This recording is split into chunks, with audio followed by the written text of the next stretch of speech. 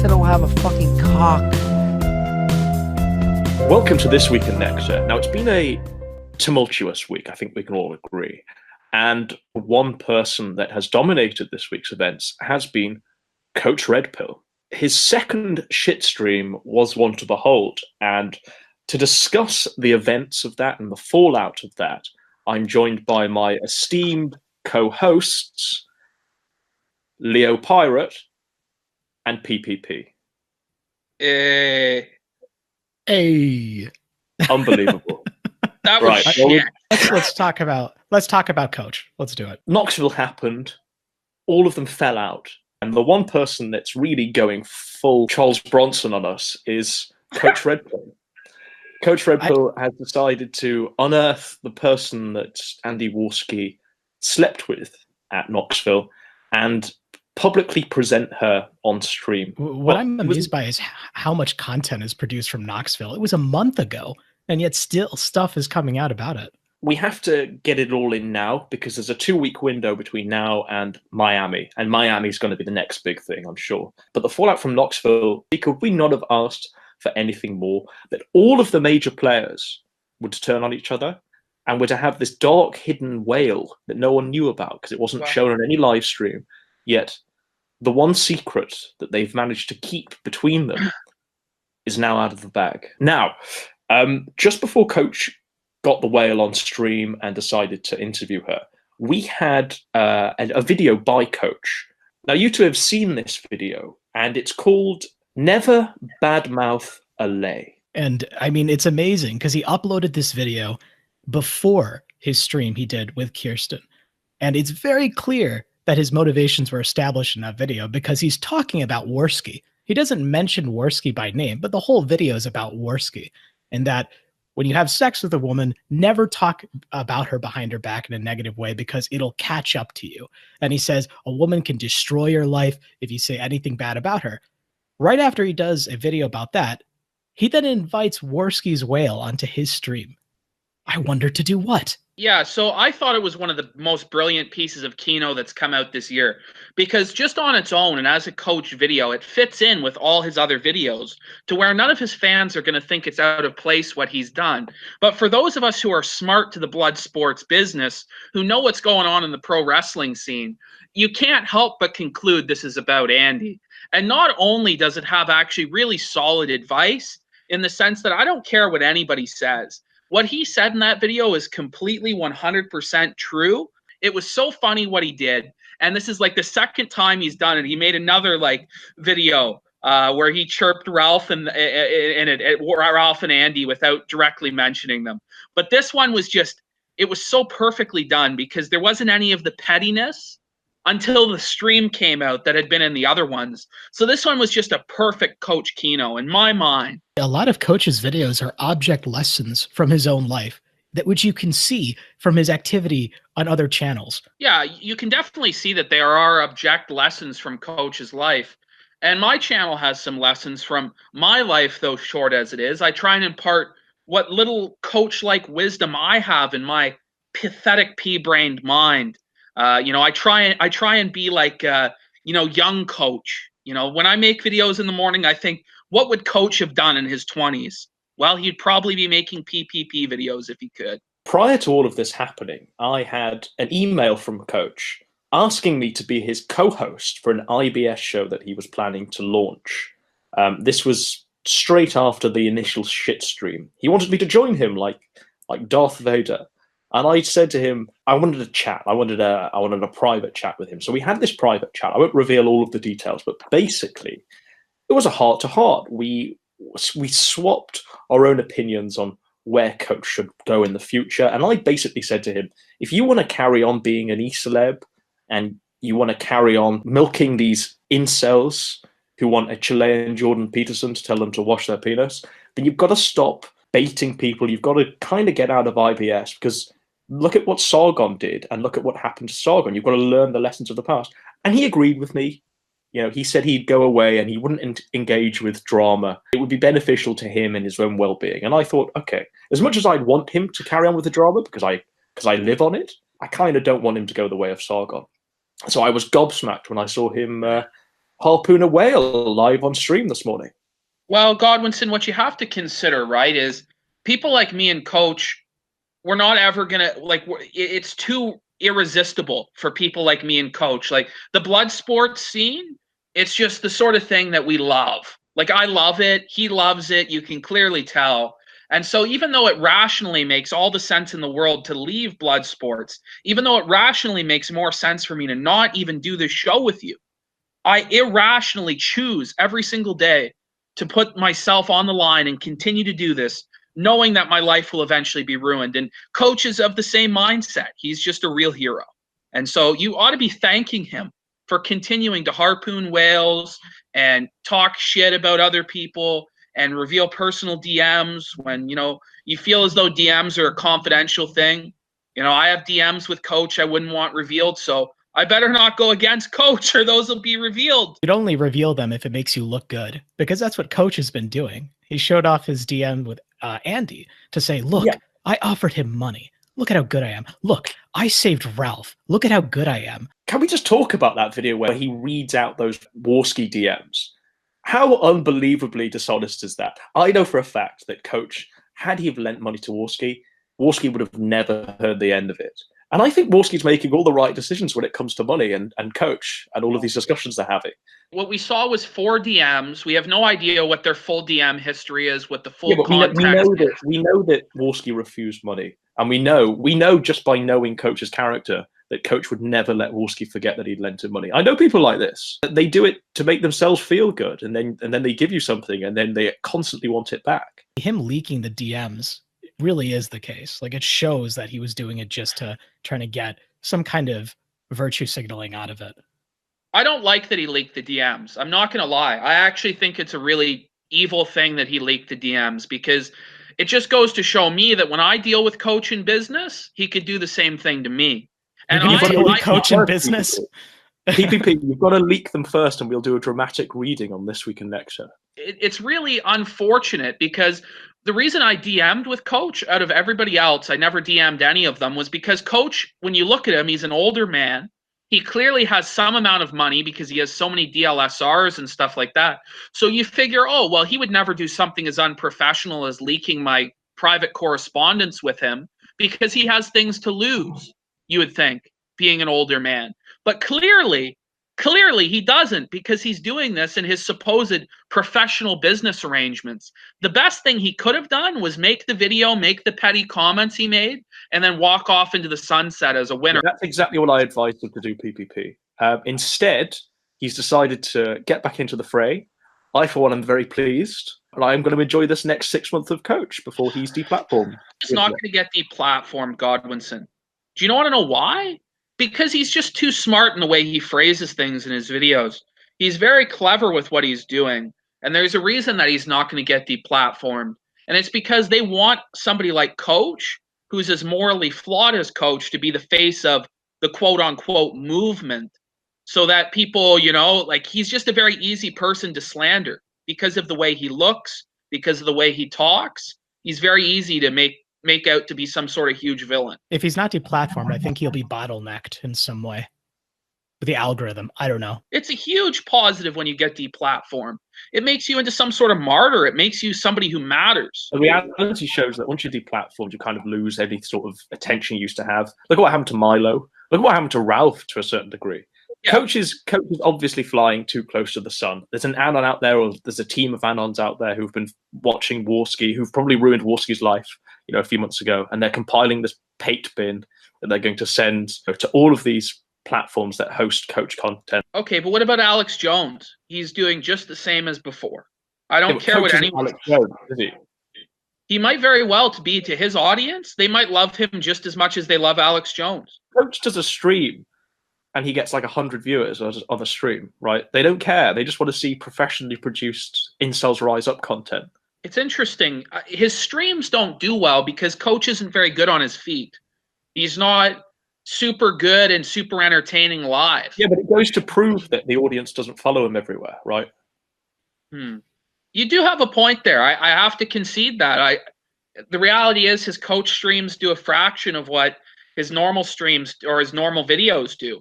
And I don't understand why, really. I think a lot of coaches' audience is actually older, like a lot older than we think. And maybe that's why you're right, and they won't follow him everywhere. As we move along the path to the deplatforming of Coach Red Pill, we are furnished with events such as the events of this morning, where Coach Red Pill hosted the stream with Andy as well. Now, we've all seen this. I was in the chat posting as it was happening live. PPP, you've just watched this. First impressions of this stream. Okay, so Coach has just become a prosecuting attorney. And, he's just asking like these almost neutral, like objective style questions, but it's very clear the direction in which he's leading the witness. It's very clear that these are leading questions, and it's very clear that the witness is cooperating in destroying Worski. It's very clear that this is what's happening, and that Andy's being made to look like some sort of big villain, and that Coach is saying, oh, see, you should have listened to my fatherly advice, Andy. You see, you should have listened to my advice. Now you're going to be wiped out. And then towards the end, as soon as the questioning turns to Ethan Ralph, then it's off limits. Then she's afraid to try and testify against Ralph because she fears the authority of that orangutan gunt that Ethan has. And so she refuses to narc on Ethan, maybe because she sucks Ethan's cock or something, who knows? But I just find it funny that you can't say anything bad about Ethan Ralph, but yet she was okay with narking on Andy for an hour and a half. Just interesting. That was my take. I got a different impression.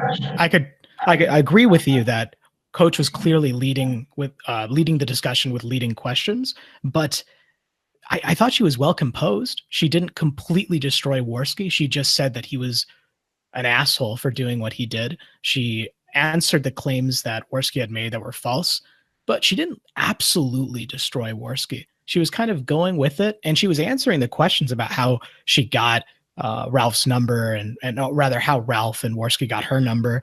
She was going with it until it just dawned on her that the leading questions were getting a little too obvious. And she's like, you don't like them anymore. You're just hoping I'm going to say the things that will destroy their lives. But the real question is, why then did she even go on the stream to begin with? She wanted to blast Andy for doing the shit that he did that she thought was wrong, but she didn't want to blast Ethan. And the reality is, a lot of the shit she was lying about, not to make Andy look better, but to make herself look better. You could tell that she was stretching the truth, contorting the truth herself, that she wasn't just answering like a normal person would answer. And maybe it was because she was below average intelligence, and I'm just naturally biased against a person with her sort of upbringing and her sort of beliefs. I don't know. But I didn't believe a goddamn word that was coming out of her mouth. Any testimony from her should be thrown out of a court. Like, I wouldn't believe it if I was on a jury sending Andy to jail. Would I believe that testimony? Absolutely not. I was going to say that she did mention she saw Worski doing coke on camera, which is it's an interesting claim. I don't know. I just grew to hate her because the narrative that came out was essentially she flew all the way to Knoxville knowing that she was being picked up at the airport by Ethan Ralph to simply be a conduit for Andy Worski's semen. Right. Exactly. This was her full knowledge going into Knoxville. That's why she flew out. That's why she went over there. And had she have not slept with Worski, she'd have slept with Ralph. And had Ralph turned her away, she'd have probably made advances on Coach. Because her whole point being at Knoxville was to raise her profile by doing this exact same thing with whatever streamer would have her. Right. She was always going to do an expose stream about sleeping with one of the people who went to Knoxville. This was always going to happen.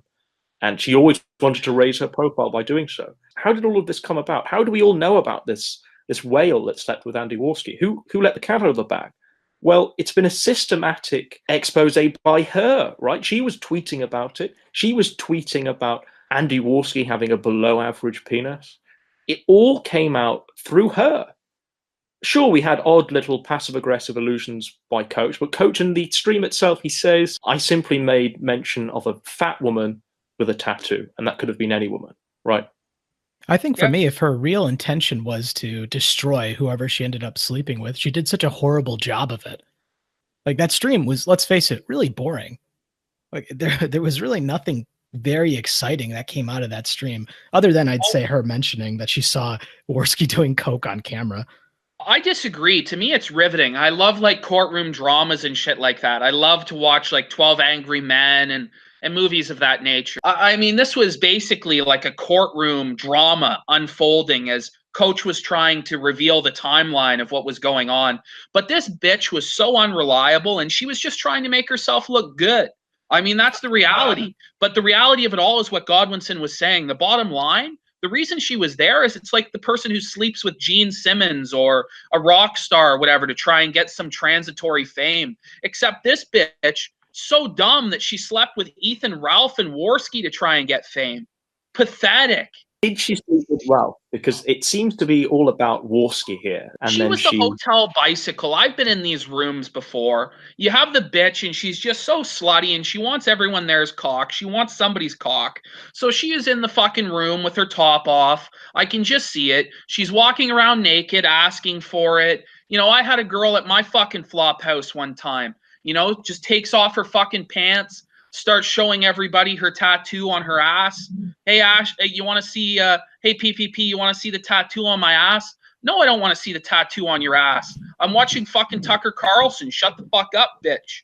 But this is the reality of these fucking losers. They have this fat whale in their goddamn hotel room with her top off, pretending that she's like some sexy bitch. It's just pathetic, you know? Like, if you're going to live this celebrity lifestyle, at least have hot women around you. At least pay for hot women to be around you and pay them to be silent after the fact. You may as well hire prostitutes. Worski immediately seems to have remorse. He immediately ghosts her. He ignores all of her messages. He doesn't want anything to do with her once he's ejaculated. And that's what Coach brought up. He was like, do you think if you were more attractive, Worski would have... I couldn't believe he was just going down that line of questioning. At that point, it wasn't even an interview. It was just, like you said, a court drama. But that's what it is, right? It's just a bunch of bullshit. Everybody's probably been in a hotel room where there's a fucking floozy woman and fucking booze and there's drugs around. And I've been in those situations. The reality is you never say a fucking word about those situations after. And you make sure you stay tight with those people forever. Because there's things that happen in those rooms that you don't want anyone to know. For fuck's sake. If you're snorting lines of coke off some fat bitch, you know, in a fucking hotel room, do you really want to have that story be told? And that's why you don't turn on people like Coach, because Coach is there in the room.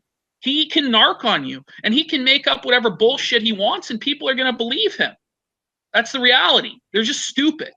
Fucking retards. Well, PPP, you brought up earlier that she slept with both Worski and Ralph. We don't have crystal clear proof of the second I don't part. need proof. Where there's smoke, there's fire. Who gives a shit? And I was going to say, that's what Coach was getting towards at the end when he was asking, why were you in private Discord voice chats with Ralph months before Knoxville? One-on-one voice chats. Look, the reality is Ethan Ralph is the sort of piece of shit who will launch an internet lawsuit if you say that he slept with that woman. So I can't say with 100% certainty that he slept with that woman. But when you really get down to it and you really think about it and you put two and two together, some 350-pound obese neckbeard piece of crap, Gamergate journalist, some fat hog in the fucking hotel room, what do you think's going to happen? Of course he's going to sleep with her. What do you reckon to the last part of that stream then? When Coach asks a very invasive question and then she immediately goes, I know what you're doing here. You're trying to make these people look bad because you don't like them. I'm not going to play ball anymore, Coach. Do you think she's protecting Ralph because she's still private DMing him or private chatting him? Well, she's still hoping that she can become some sort of celebrity riding off the coattails of blood sports. So what she's hoping for is she knows that Ralph's going to have to distance himself from Worski because Worski's self-destructing. He's on a downward spiral. So she's trying to throw Worski under the bus as the sacrificial lamb for Knoxville. And then what she's hoping for is that Ralph will take her on and make her a mod in his chat or something and give her a shout out so she can grow her channel beyond 500 subscribers. That's basically what I was thinking, because there's no way she could have put together at the very end of the stream that, oh, you're just doing this to make your enemies look bad. I mean, she must have known that going into the stream. The only reason that she's not concerned about getting to the truth with this. She doesn't care what the truth is or not. And you can just tell she's the sort of person that the truth doesn't matter. It's all about what's the narrative? How do I spin this narrative and make myself look like a victim? How do I spin this and make it look like Worski took advantage of me, but Ethan Ralph was a sweet angel? And, oh, I'm not upset with you, coach, because you have a huge audience. You could make me an e-celeb tomorrow if I was in one of your videos. So I'm not going to shit on you. I'm just going to politely leave the call, right? So that's what it is. It's not that, oh, you know, because if she was to take him to task, she could have stayed in the stream and embarrassed coach, but she just wanted out of there as soon as it started to talk about Ethan. Throughout the stream, we can hear a vibration, almost like the vibration of a phone over them being picked up over the microphone. And it happens about halfway through, and we hear it throughout. And many have speculated that these vibrations are her phone being texted by Worski or even Ralph, and she's being given a warning. It's going to get to the point where with the way Ethan Ralph conducts business, like a mafia boss, where he's intimidating people, silencing people, somebody's just going to have enough with Ethan and just take a gun and just kill him. You know what, Ethan? One of these guys whose life you ruined, like Mundane Matt, he looks really pathetic now. But when you take his family away from him, when you take his livelihood away from him, and he has nothing and he's a loser again, you don't think he's going to take a shotgun and kill you? You don't think that's a possibility, Ethan? He needs to think these fucking things through. Because to be honest with you, he's going to create so many ruined lives in the wake of his fucking disgusting, sweaty gun. And somebody's going to finally just put him down. That's the reality. Speaking of warnings and threats, I did think it's really funny that between these groups of people, an idea of a threat is, I'll do a live stream about you. I don't think we've heard the last of this whale. I think there's a pregnancy arc coming up. I think it's going to be either Worski's or Ralph's. I think there's going to be a paternity test that they're going to have to do live on stream. One angle we missed, Godwinson, and you're alluding to it. Is this all just a big gay op by Ethan to get more attention? Is this all just... Can you imagine if it were? Can you imagine their gay op-ing coach? It's been successful for them, really. Is coach in on the gay op? Well, look, they're all playing off the fact that the stream that we're talking about ended badly for coach. You know, everyone's playing off that now, and they're not really addressing the lies of the people involved. In many ways, you could say it was a very successful gay op if it were planned. I think it was planned. The way this is all going down is, okay, this is like pro wrestling 101. Okay, how do we boost our viewership? Well, nobody wants to watch our boring ass shows because we can't get anybody on to self-destruct anymore. So what if we just become the self-destruction ourselves? Because that's the only way they can keep the storylines going. Sargon's done with it. Mundane Matt's done with it. The skeptics are out. They've had enough. You think there's going to be a pregnancy storyline? Yeah, there could be. It's just so stupid. And then it's going to be a miscarriage, or was it an abortion? Guys are going to make up lies about that. It's just all fucking a big joke. You know, like, who cares? It's a fucking soap opera for fucking neats in their mother's basement at this point. The timing of it all really does lead credence to that idea, because Knoxville was a month ago, and then someone Worski slept with a month ago is now the center of all this controversy. Look, they're building up hype for Miami, right? They want everyone to come to Miami because of all of these events that are going to happen, because they've already happened at Knoxville. So they want to build up hype. They want people to donate. They want to see more crazy shenanigans that are going to be the talk of a fallout for many streams to come. They want people to be there. They want people to donate. So they're hyping up Miami. And I think that's a huge mistake on their end, because they will never recreate Knoxville. You can't recreate someone acting like an internet tough guy for the better part of half a year and then have a blow up like Knoxville. You're never going to recreate that, no matter what you do. Let's clear something up. It's probably going to be the final thing I want to address. During this stream, this whale says that I contacted her for an interview. This never happened. This is a fantasy. I was in the chat during the stream, and I wrote, you know, I think maybe you've got me confused with Godspeed, who's Zoom's alias. So I wrote that. And it turns out that, in fact, a Godwinson fan DM'd her over Twitter and asked for an interview. Now, I want to thank this fan, because obviously they're looking out for, you know, the show. They want the show to be great. So they're plundering potential nectar deposits. But no, it wasn't me. So to conclude, we're going to do a few minutes on Zoom. Now, Zoom copied our award show, did he not? Yeah, Yep. I saw it. He fucking he showed up. He did a stream called the Gunty Awards or something like that. Oh my god. And he gave awards to all the wrong players, in my opinion. No, it's because he didn't have the Academy voting. It was just his own opinions. That's clearly why his awards were all off. Does anyone know who he gave the awards to? I didn't watch his show. No, I didn't watch it. I mean, I got I your didn't message. either. Well, I got PPP's message, and I think I said, this is unbelievable. There's nothing sacred. And apparently he did the reward show because Oz wasn't good enough. Well, I think our audience disagrees. Well, I don't know. I mean, if we really wanted to go to the effort of doing it, I had the idea 2-3 weeks ago, but I thought, fuck it. If we really put in a lot of effort and, hosted a hall and all this shit, but he didn't do that either. So who cares about his show? It's just another guy talking.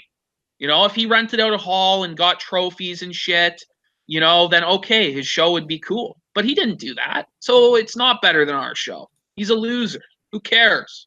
If we're talking about Zoom in general, if I'm correct, he's done with streaming. Is what? He? Because then this his was why is he done with streaming? I thought that was his only shtick. I thought that was his only gimmick. Is it because he docks himself live on stream? Is that right? I'm not sure, but I was sent screenshots a while ago from his chat where he's saying, this will be my last stream. Say what you need to say. And it's like, because I did something bad 17 years ago, and now I'm not allowed to live. I'm not really sure what he meant by that. And this was sent to me on Saturday. So Leo, do you have backstory with Zoom? Not much, other than what he did with Joaquim, because Joaquim wanted Zoom to get the personal information of people in BYBS so he could start his own show. He wanted to just destroy BYBS. And that's the thing. If someone wants to start your own show, go ahead, do it. Don't try and destroy everyone around you while you do it. And Zoom, I did one episode with him. And it was before the pedophile accusations had come out. And there's really nothing else to it. I mean, I did some private voice chats with him before the IBS apocalypse. That's really it. Because he shared with me the things he found about Tonka. But I don't really have any history with Zoom at all. Well, can you enlighten us on this pedophile story? Because I've heard it. I don't know if it's true or not. He had a previous username called Xyrix. XY, I can't pronounce it. Like, it's really stupid. But yeah, he's just this, huge attention whore. Goes around doing this, I'm just trolling and pretending to be a pedophile gig. I don't know what to make of it. And neither do I really care.